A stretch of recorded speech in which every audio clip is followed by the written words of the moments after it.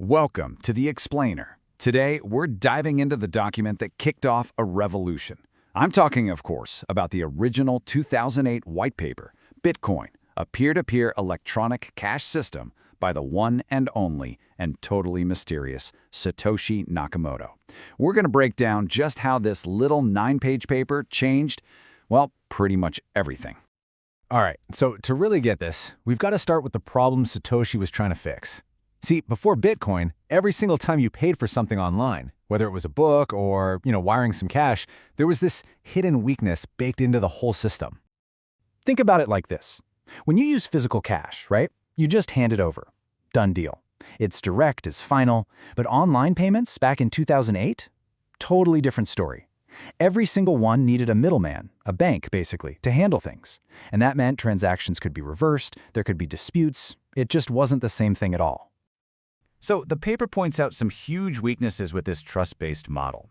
For one, all those costs to handle disputes, it made small, casual payments, what we'd call microtransactions, basically impossible. Plus, it meant you could never really have a truly final, non-reversible payment online. And to protect themselves from fraud, merchants had to collect way more of your personal info than they really needed to. And even then, they just had to kind of accept that a certain amount of fraud was going to happen. It was just part of the cost of doing business. So the paper comes along and suggests this really radical idea. It asks, what if we could build a system that's based on math, on cryptographic proof, instead of just trusting a middleman? A system that's less like a digital check that can bounce and more like actual digital cash. And that was the whole goal, to create a new kind of money that you could send straight from me to you. No bank, no middleman, nobody in between. The whole point was to try and make digital money work just like the cash in your wallet. But this leads to the million-dollar question for any digital cash system. It's called the double spending problem. It's simple, really. You can't give the same physical dollar bill to two different people.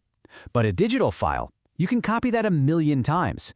So how in the world do you stop someone from spending the same digital coin over and over again? So how did Satoshi solve this massive problem? Well, the paper lays out this incredibly elegant solution, piece by piece. It's all about creating a system where everyone on the network can agree on one single shared history of every transaction that's ever happened, all without needing a boss or a central company to tell them what's what. Okay, so the solution is basically a public ledger that everyone can see. First off, a coin isn't really a file. It's more like a history, a chain of digital signatures showing who owned it last. When you go to spend that coin, your transaction gets announced to the entire network. Then, these transactions get grouped together into blocks, and these blocks are linked together in order, creating a chain. So if you try to spend the same coin twice, the network will only accept the first transaction that it sees. The second one, it's just ignored. Problem solved. And here's where the security aspect gets really, really cool. Each new block has a piece of the previous block baked into it, cryptographically. This creates an incredibly strong chain. So if a hacker wanted to go back and change an old transaction, they wouldn't just have to break that one block. They'd have to redo that block and every single block that came after it. And that, my friends, becomes practically impossible, really, really fast. Okay, that makes sense. But wait a minute. If there's no central server, no boss, who actually gets to add the next block to this chain? And what happens if two people find a block at roughly the same time? How does everyone agree on which one is the real one? Well, instead of a company deciding, the network is secured by pure computational power. It's a system called proof of work. The best way to think of it is like a giant global lottery. People on the network, who we call miners, are all using their computers to try and solve this super difficult mathematical puzzle. And the first one to crack it, they get to add the next block to the chain. And crucially, they get a reward for doing it. What this does is create a really clever kind of voting system. It's not one person, one vote, it's one CPU, one vote. Trying to do this with IP addresses would be a disaster. Anyone could fake a ton of them. But with proof of work, the majority is whatever chain is the longest. Why? Because the longest chain is the one that has the most computational effort, the most work poured into it. So as long as the majority of the computing power is honest, their chain will always grow faster than any attacker's chain. Okay, so that all sounds pretty solid in theory, right? But how secure is it in practice? This is where the white paper gets into the nitty-gritty math, and it's absolutely fascinating. It shows that the chance of an attacker being able to create a fake, longer chain just plummets over time. I mean, it drops off a cliff, exponentially. Let's look at the numbers. So let's just imagine an attacker has 10% of all the computing power on the network. After your transaction gets into a block, and then just one more block is added on top of it, that takes about 10 minutes. The attacker's chance of catching up and reversing your transaction is already down to about 20%. Okay, but just wait a little longer. After 5 more blocks are stacked on top, we're talking less than an hour, that probability just nosedives. It drops to less than 0.1%. Your transaction is getting locked in tight. And after 10 blocks, forget about it.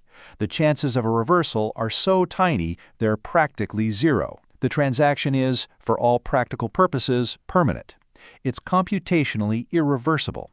And this right here, this idea of probabilistic finality, is the magic that lets Bitcoin protect sellers from fraud without needing a bank to step in. Okay, so we've got this super secure, decentralized system. Awesome. But why would anyone even bother to participate? I mean, running these powerful computers costs real money for electricity and hardware. What's the incentive? What's in it for the miners?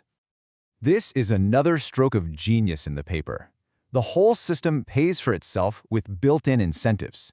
First, whoever solves that puzzle and adds the next block gets rewarded with a batch of brand new, freshly created coins. The paper makes the great analogy that it's like a gold miner spending energy to dig new gold out of the earth. And second, miners also get to collect any small transaction fees that people include with their payments to get them processed faster. So what this all comes down to is game theory. That's the glue holding everything together. This quote from Satoshi nails it. Even if you're a greedy attacker with a ton of power, it's actually in your own best financial interest to play by the rules. Why? Because you'll make more money earning the rewards for being an honest miner than you would trying to attack the system and, in the process, destroying the value of the very thing you're trying to steal. It's a beautiful piece of economic design. And really, that's the heart of the whole thing. This white paper didn't just create a new currency, it proved that you could have a secure, robust system for peer-to-peer cash. But it also left the world with this massive, mind-bending question: if you can take the trusted middleman out of money, what else can you take them out of?